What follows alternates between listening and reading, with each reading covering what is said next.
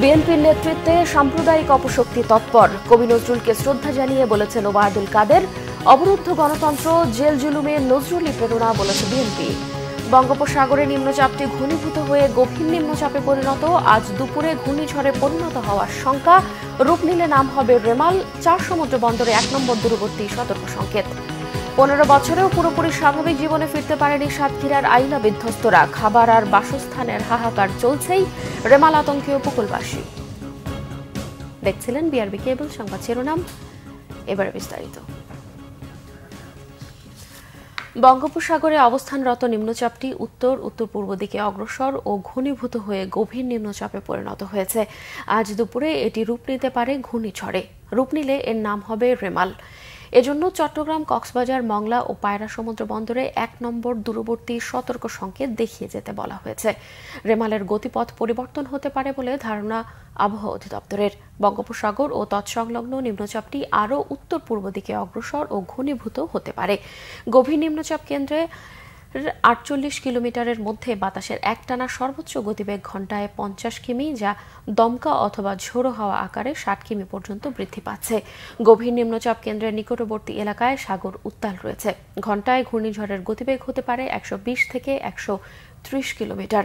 তবে এটি সুপার সাইক্লোনের রূপ নেওয়ার শঙ্কা নেই। খুলনা থেকে পটুয়াখালীর খেপুপাড়ার মাঝামাঝিতে আঘাত হানতে পারে বলে আভাস দিয়েছে আবহাওয়া অধিদপ্তর। এ সময় উপকূল সহ দেশের বিভিন্ন জায়গায় নামতে পারে ভারী থেকে অতি ভারী বৃষ্টি। ১৫ বছরেও পুরোপুরি স্বাভাবিক জীবনে ফিরতে পারেনি সাতক্ষীরার আইলা বিধ্বস্ত উপকূলীয় এলাকার মানুষ। এখনও চলছে অন্ন, বস্ত্র, বাসস্থান ও খাবার পানির তীব্র হাহাকার। বেড়িবাঁধগুলো এখনও অরক্ষিত। এর মধ্যেই ঘূর্ণিঝড় রেমাল ধেয়ে আসার খবরে আতঙ্কে শ্যামনগর ও আশাশুনি উপজেলার কয়েক হাজার মানুষ। সাতক্ষীরা প্রতিনিধি আসাদুজ্জামান আসাদের তথ্য ও ছবিতে ডেস্ক রিপোর্ট।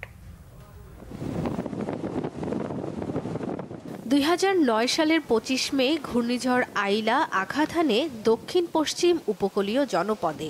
লণ্ডভণ্ড হয় সাতক্ষীরার শ্যামনগর, আশাশুনি ও খুলনার কয়রা ও দাকোপ উপজেলার বিস্তীর্ণ এলাকা।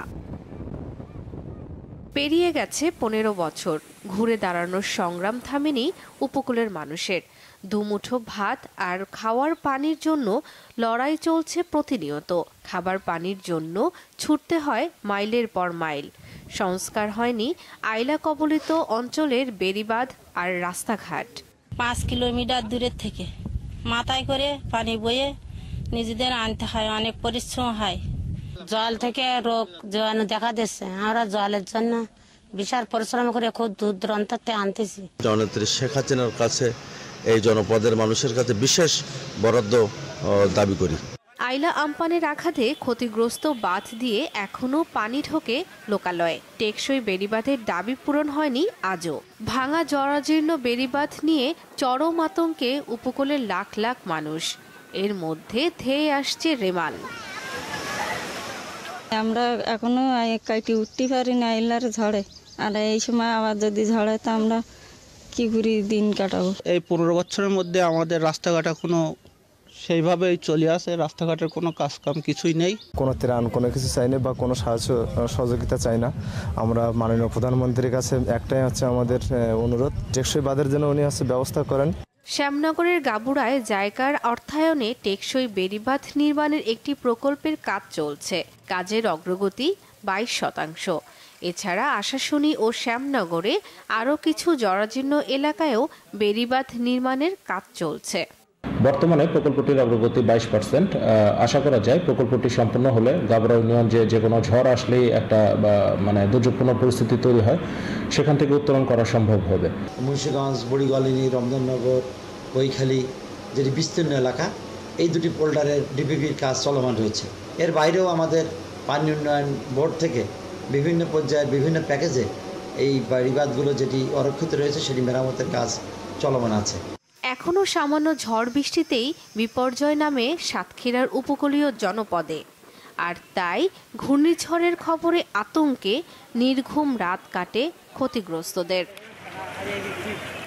Bangla vision news desk.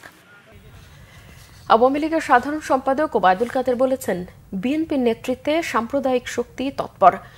তবে কোনো রাজনৈতিক দলের নেতাকে জেলে পাঠানোর এজেন্ডা সরকারের নেই বলেও জানিয়েছেন তিনি। আর বিএনপির সিনিয়র যুগ্ম মহাসচিব রুহুল কবির রিজভী বলেছেন, অবরুদ্ধ গণতন্ত্র জেল জুলুমে নজরুলই প্রেরণা।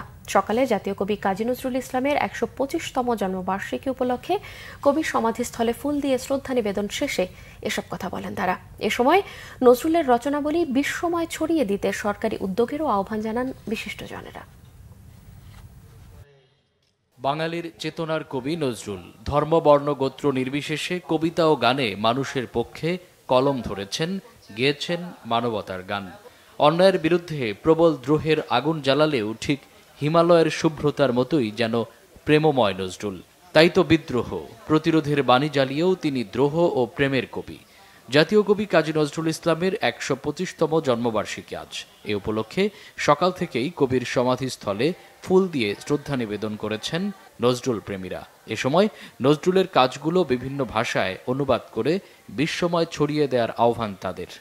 নজরুলের যে প্রতিবাদ, নজরুলের যে সাম্যবাদের গান, নজরুলের যে যুদ্ধ যাওয়া, এসবগুলো আজও প্রাসঙ্গিক। আমাদের তরুণ প্রজন্মের মধ্যে যদি আমরা এগুলো ছড়িয়ে দিতে পারি, তাহলে আমরা নজরুল চর্চাকে প্রাতিষ্ঠানিকতা দিতে পারবো। নজরুল রচনাবলী হচ্ছে আমাদের জাতীয় সম্পদ।